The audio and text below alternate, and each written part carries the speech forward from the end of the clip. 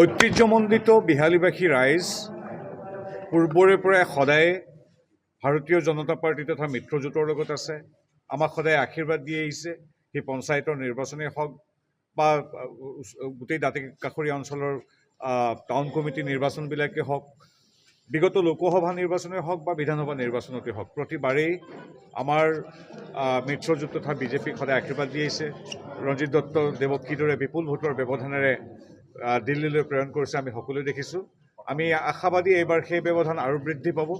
বিহালীবাসী ৰাইজে আমাক আশীৰ্বাদ দিব, কাৰণ ৰাজনৈতিকভাৱে সচেতন বিহালীবাসী ৰাইজে জানে যে ডাবল ইঞ্জিন চৰকাৰ চলি আছে। কেন্দ্ৰত বিজেপি চৰকাৰ মোদী দেৱৰ নেতৃত্বত, ৰাজ্যত ডক্টৰ হিমন্ত বিশ্ব শৰ্মাৰ নেতৃত্বত আমাৰ বিজেপি চৰকাৰ, মিত্ৰজোঁটৰ চৰকাৰ, আমাৰ সাংসদজন বিজেপিৰ। গতিকে আমাৰ নিজৰ যিগৰাকী বিধায়ক যাব, গোটেই অঞ্চলটোৰ উন্নয়ন, শান্তি, সমৃদ্ধি, প্ৰগতিৰ বাবে অৱধাৰিতভাৱেই আমাৰ ভাৰতীয় জনতা পাৰ্টীৰ মিত্ৰজোঁটৰ প্ৰাৰ্থীগৰাকী যাব। গতিকে আমি খুব সুখী, ৰাইজৰ আশীৰ্বাদ ল'বলৈ আহিছোঁ। ইয়াত কোনো ধৰণৰ আমি কি কৰিছোঁ, কি নাই কৰা, কি কৰিম, এই কথাখিনি বাৰে বাৰে দোহৰাৰ এইকাৰণেই প্ৰয়োজন নাই।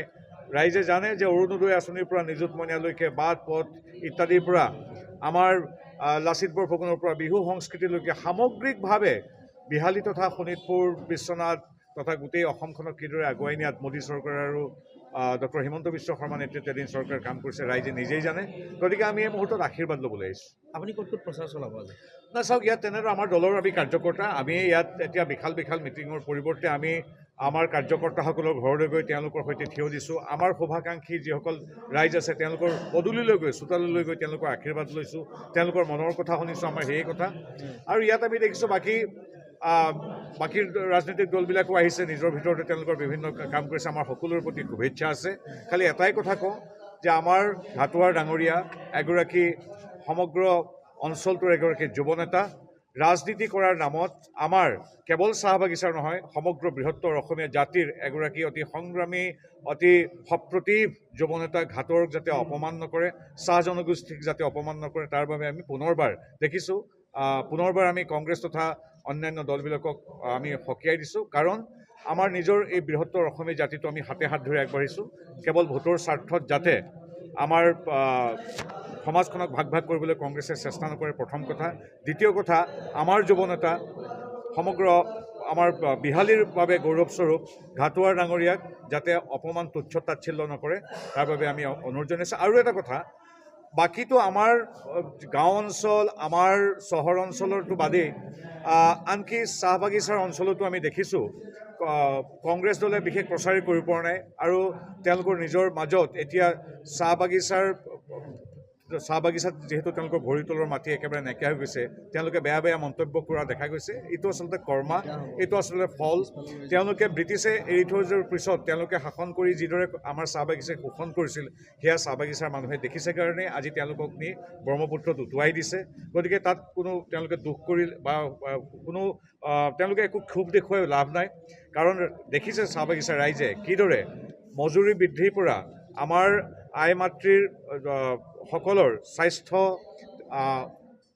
আমাৰ ছাত্ৰ ছাত্ৰীসকলৰ শিক্ষা, আদৰ্শ বিদ্যালয় স্থাপন, বাগিচাৰ বাট পথ, বিদ্যুৎ যোগান, বিদ্যুৎ মাচুল, বিভিন্ন ধৰণৰ ট্ৰেইনিং, দক্ষতা বিকাশৰ পৰা আদি কৰি ক্ৰীড়াৰ পৰা ঝুমুৰ দমকচলৈকে সকলো ক্ষেত্ৰত এই চৰকাৰ বা বিজেপিয়ে কিদৰে সেৱা আগবঢ়াইছে ৰাইজে দেখিছে। গতিকে আশীৰ্বাদ দিয়াটো অন্যান্য ক্ষেত্ৰৰ লগতে বাগিচাৰ মানুহে হিয়া উজাৰি ডক্টৰ হিমন্ত বিশ্ব শৰ্মাক বা মোদী ডাঙৰীয়াক সহযোগিতা কৰাটো যিদৰে এটা অৱধাৰিত কথা। আৰু ঘাটোৱাৰ নিজৰ ল'ৰা আমাৰ বিহালীৰ গতিকে তেওঁক আশীৰ্বাদ দিয়াটো এটা অৱধাৰিত কথা।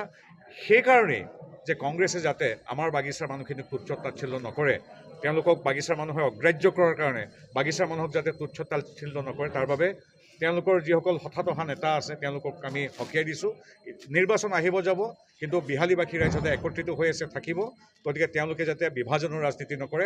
আৰু পুনৰবাৰ কৈছোঁ, যাতে ঘাটোৱাৰ তথা বাগিচাৰ মানুহক কংগ্ৰেছ বা কংগ্ৰেছৰ যিসকল নেতা আহিছে তেওঁলোকে যাতে তুচ্ছ তাচ্ছিল্য অপমান নকৰে, তাৰ বাবে সকীয়াই দিছোঁ আৰু বিচাৰৰ ভাৰ ৰাইজৰ হাতত দিছোঁ। কংগ্ৰেছৰ প্ৰাৰ্থীগৰাকীৰ সাপেক্ষে সাংসদ গৌৰৱ গগৈয়ে নিৰ্বাচনী প্ৰচাৰ অব্যাহত ৰাখিছে আৰু তেখেতে মন্তব্য প্ৰদান কৰিছে যে ছেকেণ্ড যোৰহাট বিহালী হ'ব। প্ৰত্যেকখন ঠাইৰ নিজৰ এটা ঐতিহ্যৰে মহিয়ান। যোৰহাট বা শিৱসাগৰ বা ডিব্ৰুগড় বা নলবাৰী বৰপেটা যিদৰে নিজৰ নিজৰ ঐতিহ্যৰে মহীয়ান, আমাৰ বিহালীৰো এটা নিজস্বতা আছে, বিহালীৰো এটা ঐতিহ্য আছে সেই তাহানিৰ স্বৰ্গদেউৰ দিনৰ আগৰে পৰা। গতিকে বিহালী হৈ থাকিবলৈ দিয়ক, বিহালী মানুহৰ নিজেই সিদ্ধান্ত গ্ৰহণ কৰিবলৈ দিয়ক। গতিকে আমাৰ যিগৰাকী প্ৰাৰ্থী আমাৰ পৰা গৈ কংগ্ৰেছত যোগদান কৰিছেগৈ, তেওঁ হাৰিব যদিও তেওঁতো আমাৰ নিজৰ মানুহ আছিল। আমাক ভাৰতীয় জনতা পাৰ্টীয়ে শিকাইছে যে সকলো মানুহৰ প্ৰতি সন্মান ৰাখিবা, কিবা ভুল কৰি কোনোবা গুচি গৈছে যদিও তেওঁৰ প্ৰতি আমাৰ কোনো নাই, কাৰণ তেওঁ আমাৰে এজন মানুহ আছিল। তেওঁৰ প্ৰতি আমাৰ শুভেচ্ছা আছে। যদিও বিপুল ভোটৰ ব্যৱধানত পৰাজিত হ'ব, তথাপিও তেওঁতো আমাৰে সদস্য আছিল। ঘৰৰ পৰা তেওঁ ওলাই গুচি গৈছে বুলি তেওঁকতো আমি বেয়াকৈ ক'ব নোৱাৰোঁ। কিন্তু ইয়াৰ অৰ্থ এইটো নহয় যে আমাৰ বিহালীৰ যিটো অঞ্চলটোৰ যিটো মৰ্যাদা, যিটো ঐতিহ্য, যিটো ইয়াৰ শক্তি, সেই শক্তিক বেলেগৰ লগত তুলনা কৰাৰ সলনি বিহালীভাৱে শ্ৰেষ্ঠ হৈ থাকিবলৈ দিয়ক। মই তেখেতসকলক সেইটো অনুৰোধ জনাইছোঁ। ৰাজনীতি কৰিছে বুলি যি টি ক'ব নালাগে। বিহালীৰ নিজস্বতা আছে, বিহালীৰ এটা ঐতিহ্য আছে। বিহালীৰ শ্ৰমজীৱী কৃষিজীৱী মানুহৰ পৰা আমাৰ প্ৰাৰ্থী ঘাটোৱাৰলৈকে সকলোৰে এটা আত্মসন্মান মৰ্যাদা আছে, সেইটো থাকিবলৈ দিয়ক। আমি সকলো অঞ্চলৰ প্ৰতি সন্মান জনাই কৈছোঁ, বিহালীও অসমৰ ভিতৰত অন্যতম এটা শ্ৰেষ্ঠ অঞ্চল। গতিকে বিহালীক কাৰোবাৰ লগত তুলনা কৰা, কাৰোবাতকৈ কম, কাৰোবাতকৈ বেছি, এইবিলাক কৰিব নালাগে। বিহালীৰ মানুহক বিহালীৰ কথা চিন্তা কৰিবলৈ দিয়ক। আমাক শ্ৰুতলোভী নালাগে।